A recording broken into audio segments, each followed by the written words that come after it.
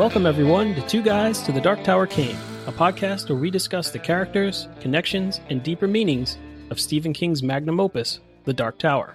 I'm Jay Russo. And I'm Sean McGurr. You can find more information about the podcast at twoguystothedarktowercame.com. You can also email us at twoguysdarktower@gmail.com.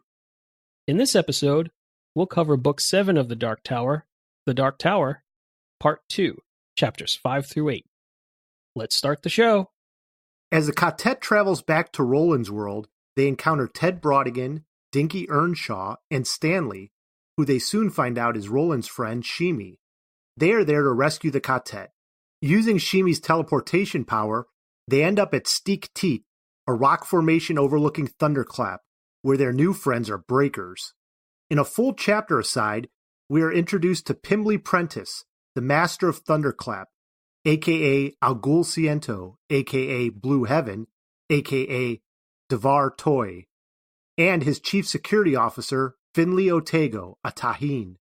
There we learn about what is happening at Thunderclap and the unique people who work there. The quartet explores the cave Ted directs them to, where they find a cache of weapons, an ATV for Susanna, and a map of Thunderclap. They also share Kef and realize that time is probably short for one or more of them, thanks to a feeling of kashum. The section ends with the quartet listening to Ted Brautigan's story on a reel-to-reel tape recording and planning their next steps, all while, unbeknownst to them, Mordred roosts above, listening. Pretty spooky.